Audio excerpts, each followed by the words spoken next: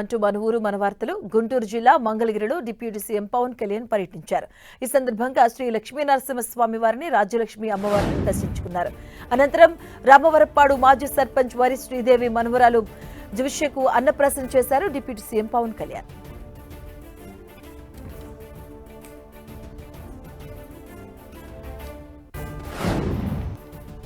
మోపిదేవిలోని శ్రీవల్లి దేవసేన సమేత శ్రీ సుబ్రహ్మణ్యేశ్వర స్వామివారిని దర్శించుకున్నారు మంత్రి నారా లోకేష్. ముందుగా లోకేష్ కు అవనిగడ్డ ఎమ్మెల్యే మండలి బుద్ధాప్రసాద్, దేవాదాయ శాఖ డిప్యూటీ కమిషనర్, చెల్లపల్లి ఎస్టేట్ దేవాలయ ఈవో వరప్రసాదరావు ఘనంగా స్వాగతం పలికారు. వేద పండితులు పూర్ణ కుంభంతో ఆహ్వానించారు. అనంతరం స్వామివారి నాగపుట్టలో పాలు పోసి పూజలు చేశారు మంత్రి నారా లోకేష్. గర్భాలయంలో స్వామిని దర్శించుకుని ప్రత్యేక పూజలు, విశేష అభిషేకాలు జరిపించుకున్నారు. మంత్రి లోకేష్ ను డిప్యూటీ కమిషనర్ ఘనంగా సత్కరించు వేద పండితులు వేద ఆశీర్వచనాన్ని అందజేసి శేష వస్త్రాలతో సత్కరించారు.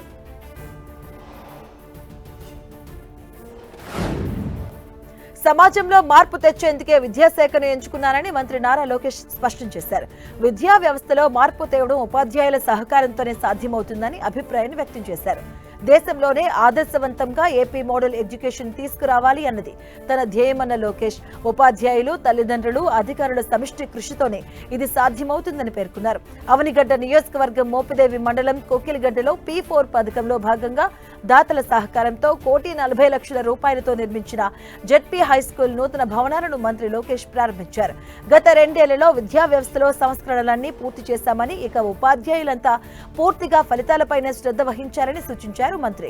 తాను విద్యామంత్రిగా బాధ్యతలు చేపట్టాక పాఠశాలల్లో మౌలిక సదుపాయాలు మెరుగుపరిచినట్టుగా తెలిపారు. రాష్ట్ర వ్యాప్తంగా హార్డ్వేర్ మెరుగైంది, సాఫ్ట్వేర్ మెరుగుపరాల్సిన బాధ్యత ఉపాధ్యాయులపై ఉందని వివరించారు. కొలికిగడ్డ హైస్కూల్లో లైబ్రరీ, కంప్యూటర్ ల్యాబ్ తప్ప అన్ని సౌకర్యాలు కల్పించామన్న లోకేష్, ఇక అభ్యసన ఫలితాల మెరుగుదలపై ఉపాధ్యాయులు శ్రద్ధ వహించాలని సూచించారు. వెనుకబడిన విద్యార్థుల పనితీరును మెరుగుపరిచేందుకు బ్రిడ్జ్ కోర్స్ మెటీరియల్స్ ను అందజేస్తామని, వివిధ తరగతుల్లో వెనుకబడిన పిల్లలు ఏ సబ్జెక్టులో బలహీనంగా ఉన్నారో తెలుసుకుని అటువంటి విద్యార్థులపై ప్రత్యేక దృష్టి పెట్టాలని ఉపాధ్యాయులకు దిశానిర్దేశం చేశారు మంత్రి. ఏపీ రాజధాని అమరావతిలో వరల్డ్ బ్యాంక్ బృందం పర్యటించింది. కొండవీటి వాగు, పాలవాగు, గ్రావిటీ కెనాల్ ను పరిశీలించారు వరల్డ్ బ్యాంక్ ప్రతినిధుల బృందం. రాజధాని మహిళలతో సమావేశమై పలు విషయాలపై చర్చించినట్టుగా తెలుస్తోంది.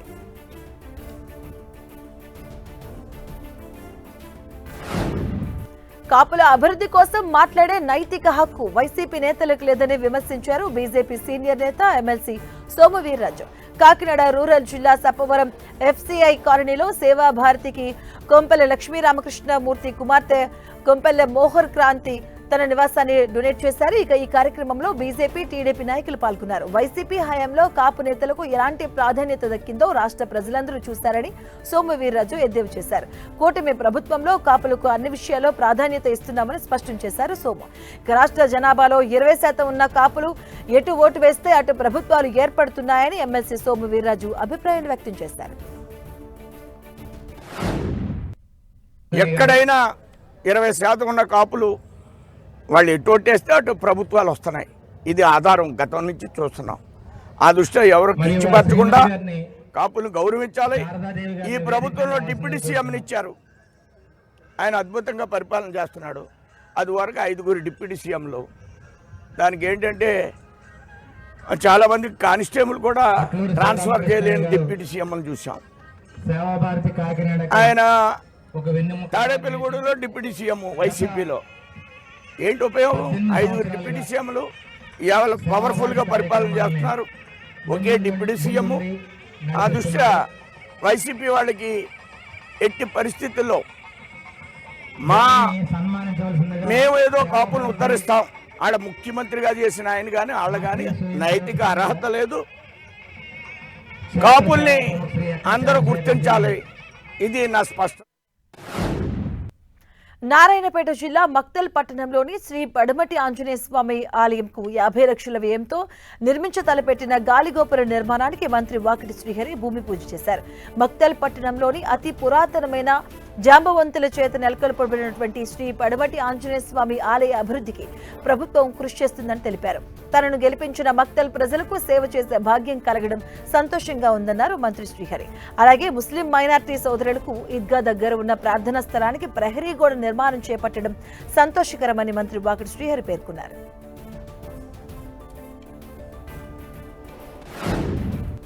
కరీంనగర్ లో ప్రోటోకాల్ వివాదం రాజుకుంది. నూతన కలెక్టరేట్ పరిసరాల్లో హెలిప్యాడ్ పనుల ప్రారంభంలో ప్రోటోకాల్ అలాగే సమాచారం ఇవ్వకపోవడంపై స్థానిక ఎమ్మెల్యే మాజీ మంత్రి గంగుల కమలాకర్ ఆగ్రహం వ్యక్తం చేశారు. గసుడా బల్దియా పరిధిలో జరుగుతున్నటువంటి శంకుస్థాపనలు ప్రారంభోత్సవాలపై స్థానిక ఎమ్మెల్యేగా ఉన్న తనకు కనీస సమాచారం ఇవ్వకపోవడంపై అధికారుల తీరుపై తీవ్ర స్థాయిలో మండిపడ్డారు గంగుల కమలాకర్. అభివృద్ధికి సహకరిస్తుంటే ప్రజాప్రతినిధులను కించపరిచేలా వ్యవహరించడం దేనికి సంకేతమని ప్రశ్నించారు. శిలాఫలకాలపై ప్రోటోకాల్ లోపాలు తప్పులు దొర్లడంపై అసహనాన్ని వ్యక్తం చేశారు ఎమ్మెల్యే కమలాకర్. ఇకపై ఇలాంటివి పునరావృతమైతే అధికారులనే బాధ్యులను చేస్తూ పెద్ద ఎత్తున ఆందోళన నిర్వహిస్తామని గంగుల కమలాకర్ హెచ్చరించారు.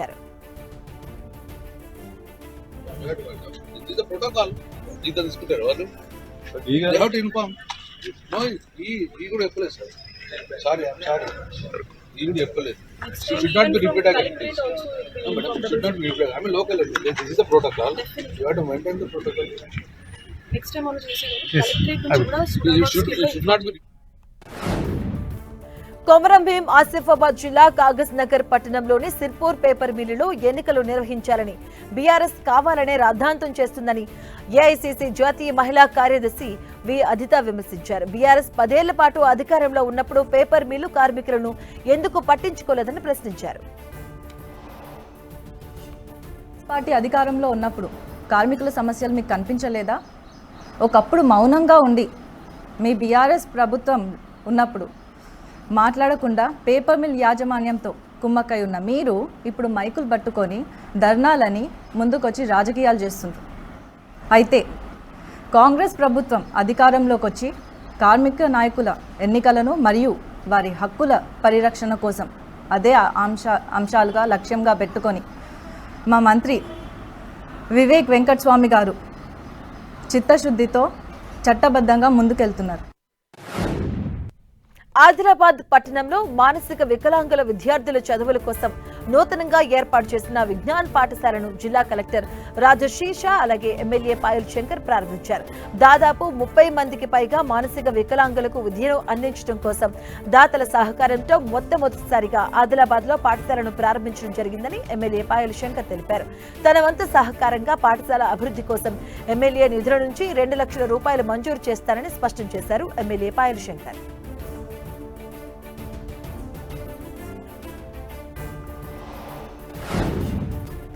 ఆదిలాబాద్ రిమ్స్ సూపర్ స్పెషాలిటీ ఆసుపత్రిని జిల్లా కలెక్టర్ రాజశేష ఆకస్మికంగా తనిఖీలు చేపట్టారు. ఈ సందర్భంగా ఈసీజీ, మెడికల్ స్టోర్, ఓపీ విభాగాలతో పాటు పలు వార్డ్స్ ను ఆయన పరిశీలించారు. రోగులకు అందుతున్న వైద్య సేవలపై ఆరా తీస్తూ అధికారులకు తగిన సూచనలు చేశారు. ఈసీజీ వార్డులో రికార్డుల నిర్వహణ సరిగ్గా లేకపోవడంపై తీవ్ర ఆగ్రహాన్ని వ్యక్తం చేస్తూ సంబంధిత సిబ్బంది వివరణ ఇవ్వాలని ఆదేశించారు కలెక్టర్ రాజశేష.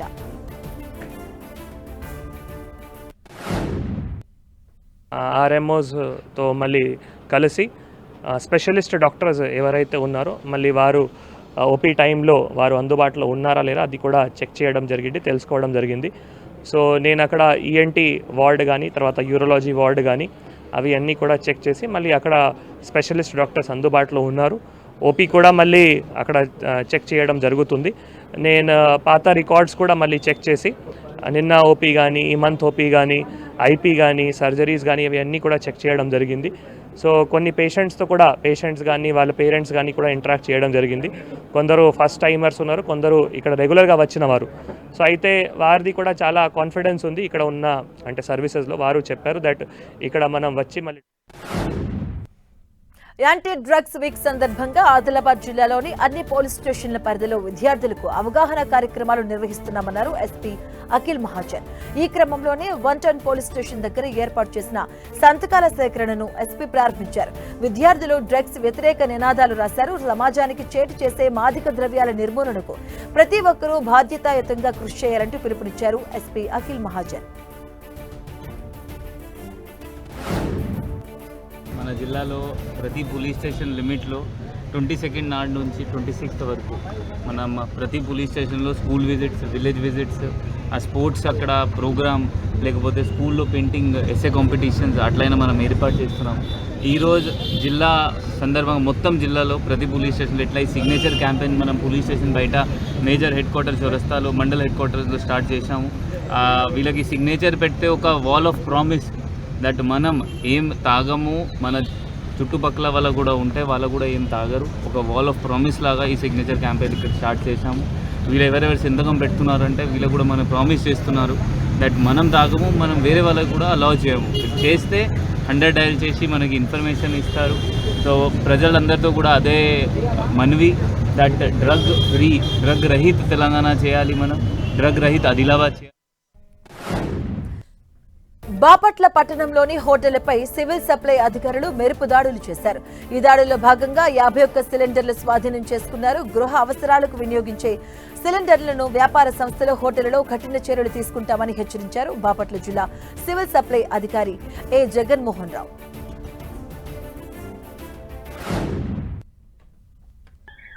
ఏదైతే డొమెస్టిక్ సిలిండర్లను కమర్షియల్ పర్పస్ అంటే హోటల్స్లో కానీ లేకుంటే కమర్షియల్ ఎస్టాబ్లిష్మెంట్స్లో కానీ ఇల్లీగల్గా వాడుతున్నారో వాటి మీద సర్ప్రైజ్ రైడ్స్ చేయడం జరిగింది. ఇందులో 51 సిలిండర్లు అనేది సీజ్ చేయడం జరిగింది. 51 సిలిండర్లు ఎవరైతే కలిగి ఉన్నారో వాళ్ళ మీద 6 కేసులు నమోదు చేయబడతాయి. ఇంకో విషయం ఏమంటే ఎవరైతే ఈ హోటల్స్ కానీ లేకుంటే కమర్షియల్ ఎస్టాబ్లిష్మెంట్స్ కూడా వాళ్ళు కమర్షియల్ సిలిండర్లనే వాళ్ళు వినియోగించాలి. వాళ్ళు సంబంధిత ఏజెన్సీల దగ్గరికి వెళ్ళి వాళ్ళు 19 కేజెస్ కమర్షియల్ సిలిండర్లు తీసుకోవాల్సిందిగా కోరుతున్నాము. ఇక ఈ దాడులు అనేది ముందు కూడా కొనసాగుతాయి. వనపర్తి జిల్లా ఏదుల మండలం రేకులపల్లి తండాలో మైనింగ్ విషయంలో అధికారులు ప్రజాభిప్రాయ సేకరణ చేశారు. భారీ బందోబస్తు ఏర్పాటు చేసి ప్రజల అభ్యంతరాలను తెలుసుకున్నారు.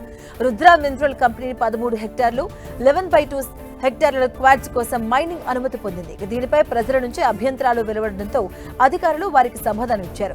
మరేమైనా సమస్యలు ఉంటే తమ దృష్టికి తీసుకురావాలని ప్రజలకు సూచించారు అధికారులు. పర్యావరణానికి ఎలాంటి ఇబ్బందులు కలగకుండా తగిన జాగ్రత్తలు చేస్తామని ప్రజలకు రుద్ర మినరల్ కంపెనీ యాజమాన్యం హామీ ఇచ్చింది.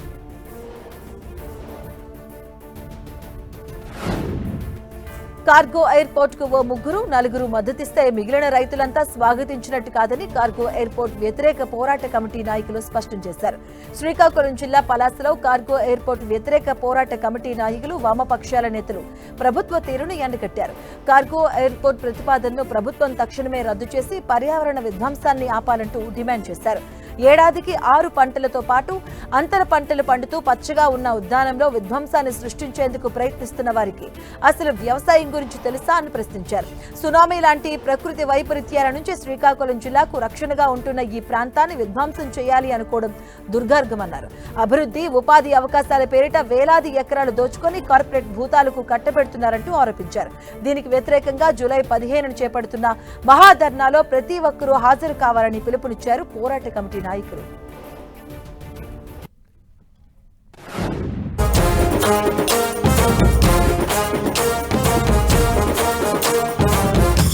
నిర్మల్ జిల్లా బాసర జ్ఞాన సరస్వతి మహంకాళి అమ్మవారి కిరీటం దొంగతనం కేసులో ఆసక్తికర విషయం వెలుగులోకి వచ్చింది. అమ్మవారి ఆలయంలో చోరీ కోసం వచ్చిన దుండగులు మహంకాళి కాళీమాత తాలిబొట్టు, ముక్కు పడుకును అపహరించలేదు. అలాగే హుండీలో ఓ 10 రూపాయల నోటు, చిల్లర కాయిన్స్ ను వదిలి వెళ్లారు. అయితే దొంగతనం కోసం వచ్చిన దుండగులు అమ్మవారి తాలిబొట్టు, ముక్కు పడుకును ఎందుకు వదిలి వెళ్లారు?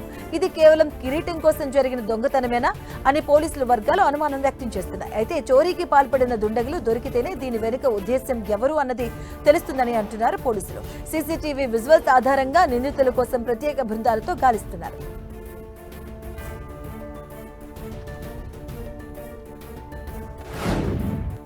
నంద్యాల జిల్లా వెలుగోడు పట్టణంలో చోరీ కలకలం రేపింది. తాళం వేసి ఉన్న ఒక వృద్ధురాలి ఇంటిని లక్ష్యంగా చేసుకుని దొంగలు బీభత్సాన్ని సృష్టించారు. వెలుగోడుకు చెందిన సుభాషిణి అనే మహిళ 2 రోజుల క్రితం ఇంటికి తాళం వేసి హాస్పిటల్ పని మీద బయటకు వెళ్లారు. ఇల్లు ఖాళీగా ఉండటాన్ని గమనించిన దుండగులు తాళాలు పగలగొట్టి లోపలికి చొరబడ్డారు. ఇంట్లో ఉన్న 2.5 తులాల బంగారం, 5 తులాల వెండి గొలుసుతో పాటుగా 50,000 రూపాయల నగదును ఎత్తుకెళ్లారు. హాస్పిటల్ నుంచి తిరిగి వచ్చిన బాధితురాలు ఇంట్లో దొంగతనం జరిగినట్లుగా గుర్తించి వెంటనే పోలీసులకు సమాచారం అందించారు. బాధితురాలి ఫిర్యాదు మేరకు వెలుగోడు పోలీసులు సంఘటనా స్థలానికి చేరుకుని ప్రాథమిక విచారణ చేపట్టారు. బాధితురాలి ఫిర్యాదుతో కేసు నమోదు చేసిన పోలీసులు దర్యాప్తు ప్రారంభించారు.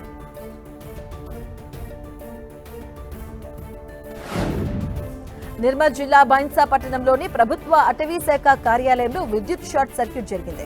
ఉరుములు మెరుపులతో కూడిన వర్షం కురవగా కార్యాలయంలోని ఎలక్ట్రానిక్ వస్తువులు దగ్ధమయ్యాయి. ఈ ఘటనలో 8 బ్యాటరీలతో పాటుగా ఇన్వర్టర్, కంప్యూటర్, మానిటర్ అలాగే సిపియు పూర్తిగా దగ్ధమైనట్లుగా అధికారులు తెలిపారు.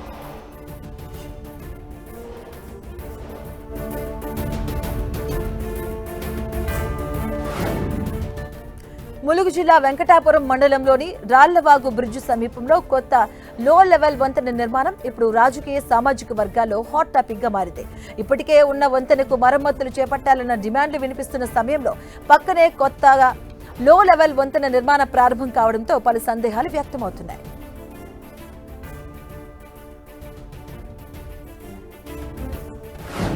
తిరుమల శ్రీవారిని ఇవాళ పలువురు ప్రముఖులు దర్శించుకున్నారు. తమిళనాడు మంత్రి Lokesh Tamil Selvam, Telangana MLC Rakesh Reddy, T Congress senior నేత విహెచ్ శ్రీవారిని దర్శించుకున్నారు. అలాగే సినీ ప్రముఖులు నటి హన్సిక, నటుడు శ్రీ విష్ణు, గాయని శ్రీలేఖ, నటుడు శ్రీనాథ్ మాగంటి శ్రీవారిని దర్శించుకుని మొక్కులు చెల్లించుకున్నారు.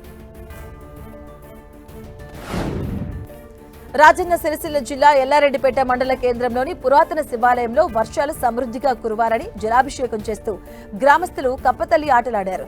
శివాలయంలోని శివలింగాన్ని జలదిగ్బంధనం చేసి సకాలంలో వర్షాలు సమృద్ధిగా కురవాలని ఆలయ అర్చకులు రాచర్ల హనుమంతు ప్రత్యేక పూజలు చేశారు. గ్రామంలో ఉన్న ఇంటింటికి వెళ్లి కప్పతల్లి ఆటలు ఆడి వర్షాలు కురవాలని ప్రార్థించారు. ఇవి bulletin updates. Keep watching 10 TV.